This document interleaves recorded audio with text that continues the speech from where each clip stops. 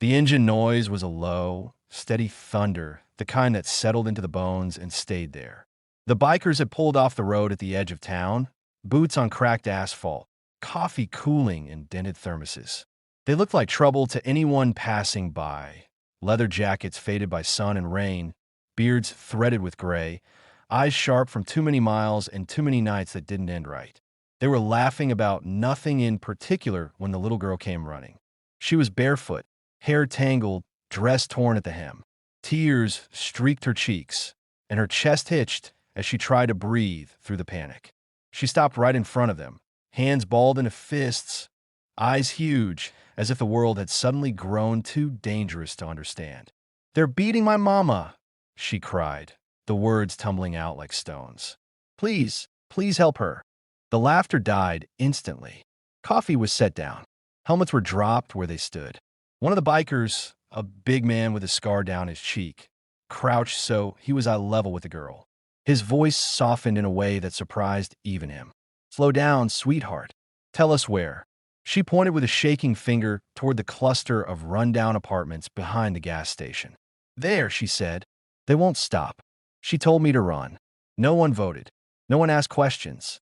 Engines roared to life as if they had been waiting for an excuse. The girl climbed onto the scarred man's bike, small hands clutching his jacket, while the rest of the pack formed up around them. They rolled down the street like a wall of sound, a presence too big to ignore. The apartment building smelled of mold and old anger. The girl slid off the bike and led them to a door on the ground floor. From inside came shouting, a crash, a woman's cry cut short. The scarred man didn't knock. He kicked the door in with a force that splintered wood and sent it slamming into the wall. Inside, chaos froze. Two men stood over a woman on the floor, one with his fist still raised. Blood ran from her lip, and her eyes widened when she saw the bikers filling the doorway. Leather, metal, and rage crowded the small room. The air felt suddenly too thin. "Step away from her," someone said. It wasn't loud, but it carried weight. The men laughed nervously at first, puffing themselves up. "This ain't your business," one said. "Get out." The scar man didn't move. None of them did. The room felt smaller with every heartbeat. "It became our business," he replied. The moment a child had to beg strangers to save her mama. What happened next was fast and brutal, but it wasn't chaos. It was controlled, precise. The men were disarmed, pinned, and held in place with hands that knew restraint as well as force. There was pain, yes, but there was also a clear message delivered without shouting. When the police arrived, called by a neighbor who had heard the door break, the bikers were already backing away, hands visible, faces calm. The woman was helped up, wrapped in a jacket that smelled of oil and road dust.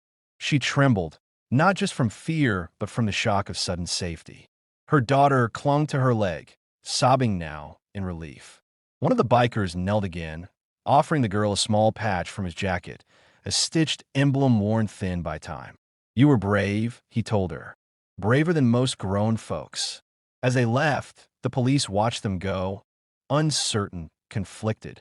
The engines faded into the distance, but something else lingered behind, something heavier than noise. The girl watched until they were gone, the patch clutched tight in her hand, knowing that the world was still dangerous, but also that sometimes help came roaring in on two wheels. In the days that followed, the story spread through town like a whisper that refused to stay quiet. People told it differently depending on who they were, but the core stayed the same. A child ran to bikers, and the bikers answered. Some shook their heads in disbelief. Others smiled in a way that suggested they had always known appearances lied. The woman healed slowly. Bruises faded from purple to yellow, then disappeared altogether, but the memory lingered longer. She kept the leather jacket folded on the back of a chair, a reminder of the weight that had pressed comfort into her shoulders when she needed it most. Her daughter carried the patch everywhere, showing it to anyone who would look, telling the story with wide eyes and dramatic pauses. One evening, weeks later, the rumble returned. This time it didn't bring fear. The bikers parked outside the same building, quieter now, less urgent. They brought groceries, a small envelope with numbers written inside, and a promise spoken without ceremony. "If you ever need us," the scar man said, "you know how to find us." The woman cried then, not from pain, but from something like gratitude mixed with disbelief. "Why?" she asked. "You didn't know us." He shrugged. "Didn't need to." Word traveled further than anyone expected. Other women came forward. Other children spoke up. The town began to look at things it had ignored before. A bar owner put up a sign offering safe phone calls. A mechanic fixed cars for free if someone needed to leave fast. Quiet changes, small but steady, like a road that finally got paved. The bikers didn't stay. They never did. The road called them the way it always had. But they left something behind that couldn't be packed onto a bike or strapped under a seat. They left proof that strength didn't have to be cruel, that protection didn't need permission, that family could be chosen in moments of crisis. Years later, the girl would grow up and tell the story herself. She would tell it to friends, to strangers, to her own children someday. She would talk about the fear, yes, but she would talk more about the sound of engines that meant hope instead of harm. She would remember the feel of rough leather and gentle hands, and how the scariest night of her life taught her something simple and true. Sometimes the people who look the most dangerous are the ones who know exactly how to stand between harm and the innocent, and do it without asking for anything in return. Years passed, but that night never truly left them. The apartment no longer smelled of fear. Sunlight came in through clean windows, and laughter replaced the silence that once filled the rooms.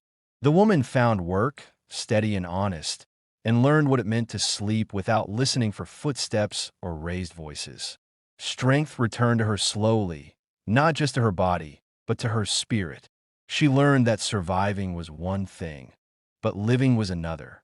Her daughter grew taller, stronger, sharper. She no longer ran barefoot in panic. She ran with purpose. At school, she stood up for kids who couldn't stand up for themselves. Teachers noticed. Neighbors noticed. Somewhere deep inside her lived the echo of engines and the memory of men who showed up when the world looked away. Every once in a while, a motorcycle would pass their street, and both mother and daughter would pause. They never knew if it was them, but it didn't matter.